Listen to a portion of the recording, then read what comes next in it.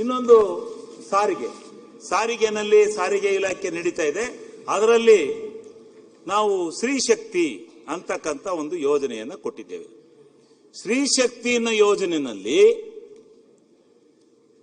ಹೆಣ್ಣು ಮಕ್ಕಳಿಗೆ ಇಡೀ ಕರ್ನಾಟಕ ರಾಜ್ಯದಲ್ಲಿ ಯಾವುದೇ ಮೂಲನಲ್ಲೂ ಬಸ್ನಲ್ಲಿ ತಿರುಗಾಟ ಮಾಡಬಹುದು ಫ್ರೀಯಾಗಿ ಅಂತ ಮಾಡಿದ್ವಿ. ಈ ಸ್ತ್ರೀ ಶಕ್ತಿ ಯೋಜನೆಯಿಂದ ನಾನು ಹೇಳ್ತೇನೆ, ಇವತ್ತು ಬೆಂಗಳೂರಿಗೆ ಕೆಲಸಕ್ಕೆ ಹೆಣ್ಣು ಮಕ್ಕಳು ಜಾಸ್ತಿ ಬರ್ತಾ ಇದ್ದಾರೆ. ಕಾರಣ ಯಾಕೆ ಅಂದ್ರೆ ಅವರು ಎಲ್ಲರೂ ಅವ್ರಿಗೇನು ಫ್ಯಾಕ್ಟ್ರಿನಲ್ಲಿ ಕೆಲಸ, ಅದ್ರ ಜೊತೆಗೆ ಮನೆ ಕೆಲಸ. ಯಾರ್ದೋ ಒಬ್ಬ ಶ್ರೀಮಂತರ ಮನೇಲಿ ಹೋಗಿ ಕೆಲಸ ಮಾಡಿದ್ರೆ 20,000 ರೂಪಾಯಿ ಕೊಡ್ತಾರೆ. ಬಟ್ ಅವ್ರಿಗೆ ಅಲ್ಲಿ ಉಳಿಯಕ್ ಜಾಗ ಇರಲ್ಲ. ಅದರಿಂದ ಹಳ್ಳಿಗಾಡಿನಲ್ಲಿ ಮನೆ ಮಾಡ್ಕೋತಾರೆ. ಆ ಮಾಗಡಿ ಸೈಡಲ್ಲೋ ಈ ಕಡೆ ನೆಲಮಂಗಲ ಸೈಡಲ್ಲೋ ಹೋಗಿ ಹಳ್ಳಿ ಅಲ್ಲಿ 2,000ದಿಂದ 3,000 ರೂಪಾಯಿ ಬಾಡಿಗೆ ಸಿಗ್ತವೆ. ಬಸ್ ಫ್ರೀ ಅಂತ ನನಗೆ ಹೇಳ್ತಾರೆ ಅವರು. ಅಣ್ಣ, ನಮಗೆ ಬಸ್ಸಿಂದು ದುಡ್ಡು ಉಳಿತೈತೆ. ಹಿಂದೆ ನಾನು 15,000 ರೂಪಾಯಿ ಕೊಡೋರು, ನನಗೆ 5,000 ರೂಪಾಯಿ ಉಳಿತಿರ್ಲಿಲ್ಲ. ಇವತ್ತು ಅವ್ರು ಕೊಟ್ಟು 15,000 ನನಗೆ ಉಳಿತೈತೆ ಅಣ್ಣ, ಬಸ್ ಚಾರ್ಜ್ ಕೊಡ್ತಾ ಇಲ್ಲ ಅಂತ ಹೇಳಿ ಇವತ್ತು ಊರೂರಲ್ಲಿ 50 ಜನ, 100 ಜನ, 200 ಜನ ಮಹಿಳೆಯರು ಬೆಂಗಳೂರು ತುಂಬಾ ಎಲ್ಲ ಕೆಲಸಕ್ಕೆ ಬರ್ತಾ ಇದ್ದಾರೆ.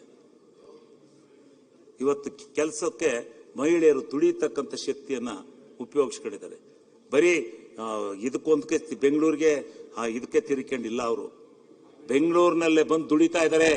ಗಾರ್ಮೆಂಟ್ಸ್ ಅಲ್ಲಿ ಕೂಡ ಸಂಬಳ ಸಾಕಾಗ್ತಿರ್ಲಿಲ್ಲ. ಇವತ್ತು ಪ್ರತಿಯೊಬ್ರು ಬಸ್ ಚಾರ್ಜ್ ಫ್ರೀ ಅಂತೇಳಿ ಗಾರ್ಮೆಂಟ್ಸ್ಗೆ ಹೋಗ್ತಾ ಇದ್ದಾರೆ. ಎಲ್ಲ ಫ್ಯಾಕ್ಟ್ರಿಗಳಿಗೆ ಹೋಗ್ತಾ ಇದ್ದಾರೆ.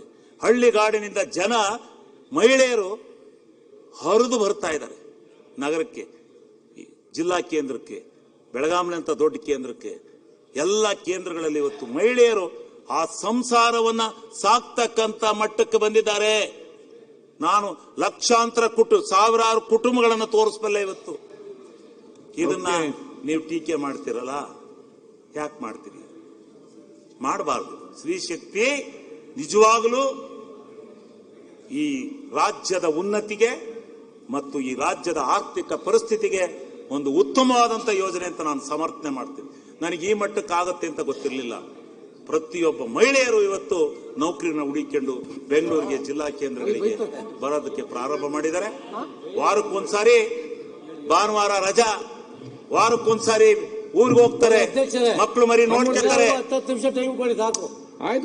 ಮಕ್ಕಳು ಮರಿಯನ್ನ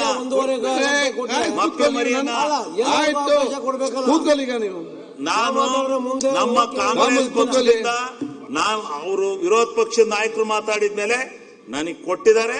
ನಾನು ಮಾತಾಡ್ತಾ ಇದ್ದೀನಿ. ನಾನು ನಮ್ಮ ಪಕ್ಷದ ವತಿಯಿಂದ ಮಾತನಾಡ್ತಾ ಇದ್ದೀನಿ. ಅದು ಮುಗಿದ ಮೇಲೆ ನೀವು ಯಾರಾದ್ರೂ ಕೇಳಿ ತಗೊಂಡು ಮಾತಾಡಿರಂತೆ.